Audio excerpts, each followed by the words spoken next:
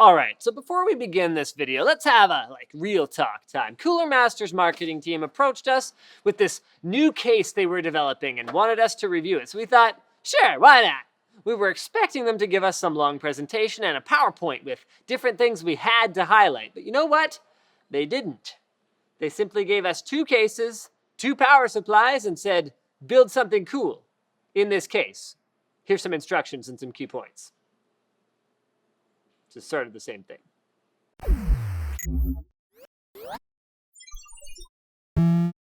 So here we go. This is the Cooler Master MasterCase 5 and Pro 5. For the most part, pretty much the same case. And fundamentally, it's a mid-tower ATX case made of steel and plastic. So let's take a quick tour. On the front, you'll find a big mesh screen with fan filters. Moving up a bit, you'll find the I/O panel on the top corner, which is a novel idea. You can still access it from the front, but your cat can't press it from the top. Whoa! It's amazing. You'll find one of the first differences between the Pro and the non-Pro on the top, with the Pro version coming with a raised fan bracket, as well as an additional top mesh cover that supports either dual 120 or dual 140mm fans and helps relocate some of the stuff up and above the case so you have a bit better clearance with the motherboard. It does seem a bit unnecessary since they could have just made the overall case taller by adding an inch and accomplished the same thing.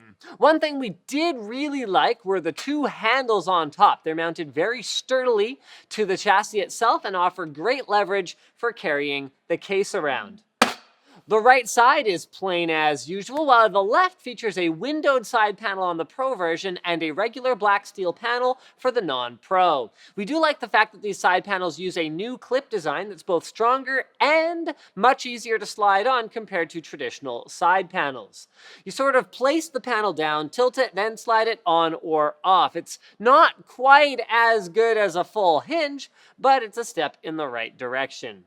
Since they let us pick our own power supplies, Anthony was like, well, I'd like a G750M and a V1200. I would have loved to have two V1200s, but I guess we're showing off two different tiers of products here, so sure, a 750 is fine. And as the numbers imply, the first is a 750-watt modular power supply rated at 80+ gold efficiency, while the second is a 1200-watt fully modular power supply with an 80+ platinum rating and 12 PCI Express 8-pin power connectors, just in case you had like 4 EVGA Kingpin video cards in quad slide. Anyway, since we can't do that because we don't have 4 Kingpin cards, instead, we built two different systems on sort of opposite ends of the spectrum in order to see what these cases are like to build in, depending on what the objective of your build is. How modular is it really?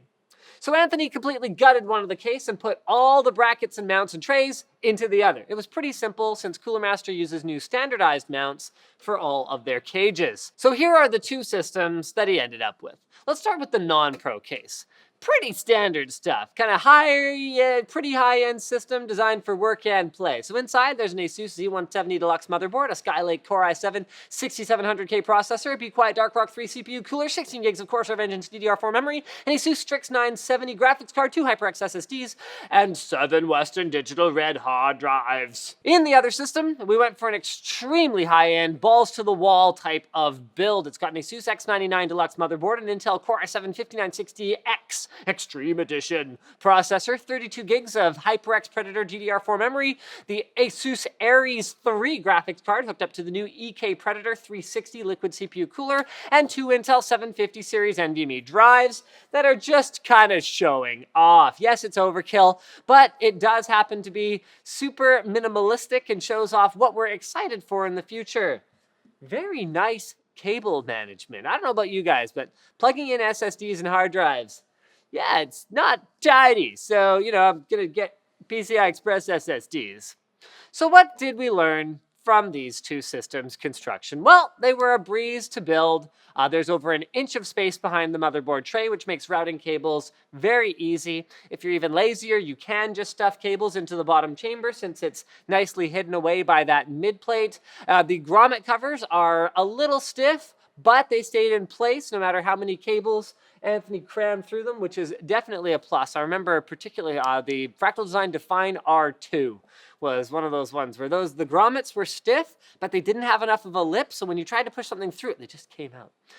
Airflow, not a concern either, as there's a direct filter and intake in front and exhausts in both the top and rear. So with the fog test on both systems, as you can see, you shouldn't have any problems at all with cooling unless you start trying to cram 4 graphics cards in there or something, which you won't be able to, because unlike your typical full tower enthusiast case, the MasterCase 5 only features 7 PCI slots.